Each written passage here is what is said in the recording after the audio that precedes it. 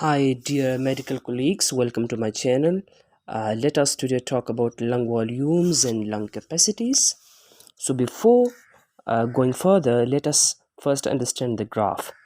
So when the curve moves up, this is inspiration, and when the curve moves down, this is expiration.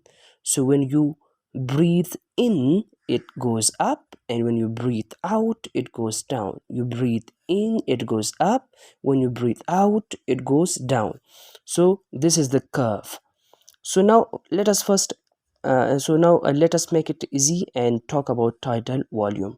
The tidal volume, it is the amount of air that can be inhaled or that is exhaled. The volume of air that is inhaled or exhaled during normal breathing pattern. This is the normal breathing pattern. So without any effort, when you breathe in or you breathe out, so the amount of air, the volume of air that goes inside or that comes outside, that is called tidal volume, and the volume of tidal volume is equal to 500 ml. So it is normally 500 ml. Now the next volume is inspiratory reserve volume. Okay, so what is inspiratory reserve volume? So I told you, when you goes up, it is inspiration. So it is the volume of air that can be inhaled after normal inspiration. So when you inhale the air after normal inspiration, this is called inspiratory reserve volume. Okay, the next volume is expiratory reserve volume. So look at here. You exhale normally. Look here, like when you reach at this point, then beyond this point, when you exhale, this is the normal exhalation. So after normal exhalation, when you further exhale, this is called expiratory reserve volume. So it is the exhalation after normal exhalation. Okay, it is expiration after normal exhalation. It is called expiratory reserve volume. The next volume is the residual volume. So residual volume, it is the amount of air that cannot be removed from the lung. Mean it will remain inside the lung even after all the air is exhaled. Okay, so so so residual volume is air in lung after maximal expiration. So residual volume cannot be removed from the lung. And remember, one of the important point over here is that residual volume can't be measured by spirometry. You cannot measure residual volume by spirometry, and any lung capacity that contains the residual volume cannot be measured by spirometry. So and once again, tidal volume is the volume of air inhaled or exhaled during normal breathing. Inspiratory reserve volume is the volume of air that can be inhaled after normal inspiration. Expiratory reserve volume is the volume of air that can be exhaled after normal exhalation. That can be exhaled after normal exhalation. It is expiratory reserve volume. And residual volume is air in lung after maximal expiration. After you have maximally expired, and beyond this limit, it is called the residual volume. So residual volume can't be measured by spirometry. This is the important point. Now let us come to capacities. Lung capacities is when you combine two or more volumes, it results in capacities. Okay, so number one capacity is the first capacity is inspiratory capacity. So what is inspiratory capacity? It is the combination of the tidal volume plus inspiratory reserve volume. Tidal volume plus inspiratory reserve volume.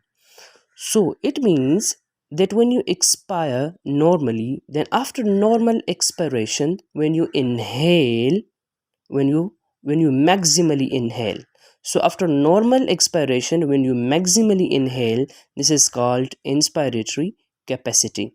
Okay, the next capacity is functional residual capacity. It is FRC, functional residual capacity. Functional residual capacity is the combination of expiratory reserve volume and residual volume. So it is the volume of air that remains in the lung after normal expiration. So when you normally expired, then the amount of air that is in the lung is called functional residual capacity. So after normal expiration, the amount of air that remains inside the lung is called functional residual capacity. Okay, the third one is the vital capacity. So the vital capacity includes inspiratory reserve volume, the tidal volume, and the expiratory reserve volume. Mean it is the amount of air that that so means it is the amount of air that can be expired after maximal inspiration. What is vital capacity? It is the amount of air that can be expired or that can be exhaled after maximal inspiration. So when you inspire maximally and then you expire, so the maximum amount of air that can be expired after maximal inspiration is called vital capacity.